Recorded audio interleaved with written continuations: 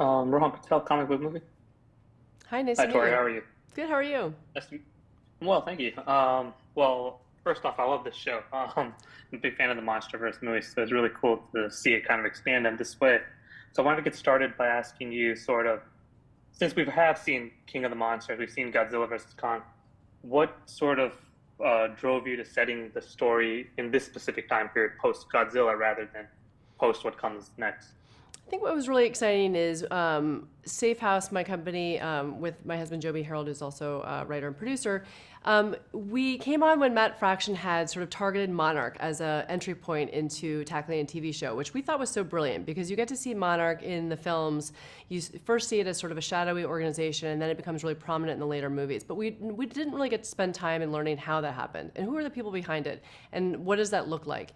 And I think that what it also gives us an opportunity to do is to facilitate a show where you are sort of building the organization from the ground up. So if you've never seen anything in the MonsterVerse, you're coming on the ground floor of learning how it all worked, how it came to be, and you're also sort of put in the middle of this really juicy family drama that starts to unravel in those two timelines. Yeah, I think juicy is sort of an understatement for what goes on with that family.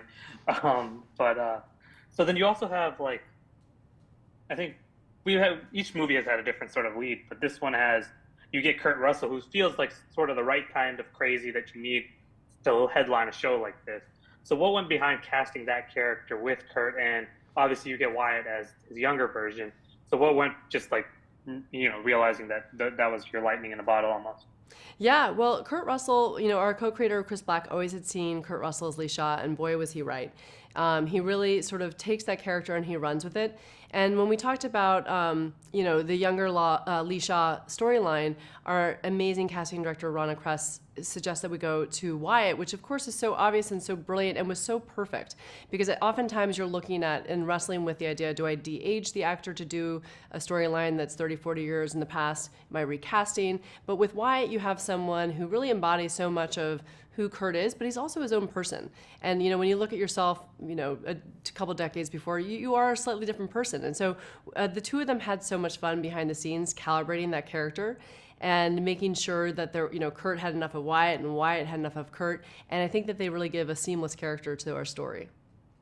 Yeah, absolutely. And I don't want to keep you too long, but you also have, with the new Godzilla Kong movie coming out next year, and then you also have, I've seen the first eight, but there is a mystery that has yet to sort of unravel as you build these different characters. What can you tell us about how this series could inform that movie and future MonsterVerse sort of entries?